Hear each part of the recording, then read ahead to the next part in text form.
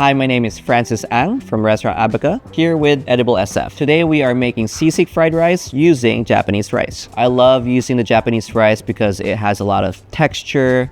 You know, it's got a little bit of chewiness in there. The granules stay very nice. We cook ours 2 days prior.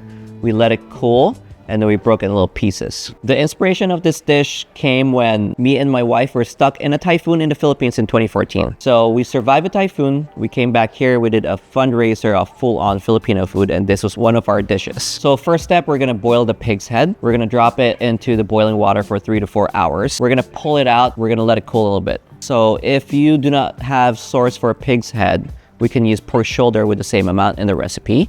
We can simmer it a little bit and then do the same exact thing. We're gonna debone the pig's head. We're gonna put it over the grill. If you're using pork shoulder, we're just gonna slice it. Pork shoulder and pork belly. You're gonna slice it and then grill it. You wanna get a little bit of char, but not too burnt. That char adds a little bit more flavor, more depth into the final dish. So after you grill it, we're gonna chop it up. We're gonna dice it, then we're gonna put it in the side. Next step is we're gonna make the actual sisig. We're gonna add onions, your chopped pork, add the liver, and then we're gonna put our liquid, which is a couple types of soy sauce, vinegar, salt, pepper, sugar, and then we're gonna simmer that. When you put the vinegar, make sure you don't stir it. So there's an old wives' tale that if you do that, the vinegar is not gonna cook properly and your dish is... And we don't wanna anger our ancestors. So we're just gonna follow our rules. So from there, we're gonna let it cook down, let the pork braise a little bit more, infuse the flavor inside, reduce it. And then once you see the reduced thick sauce, we're gonna put a little bit of butter in there for extra flavor, and then we're just gonna stir it a little bit.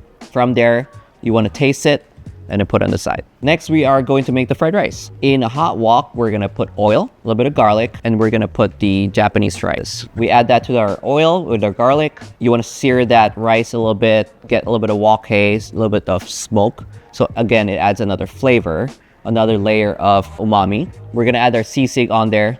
We're gonna toss it, make sure you get all that mixed in there. You can see the fried rice glazing a little bit. You got a lot of unctuousness in there.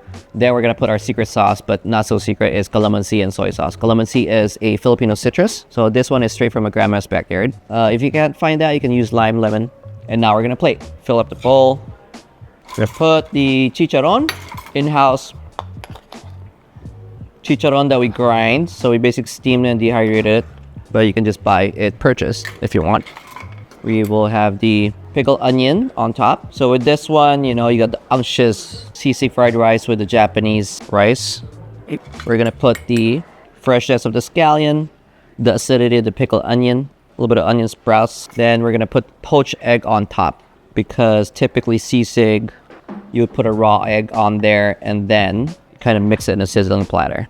Emulsify with the fat, kind of make your own mayonnaise. And then calamansi, straight from my grandma's backyard. And there you have it, sisig fried rice using Japanese rice. I love it because this brings a lot of chewiness, texture, unctuousness. You got the egg, you got the chicharron, you got the crispiness, you got the chewiness, you got the pickles to balance out all that richness. So it's like a perfect dish.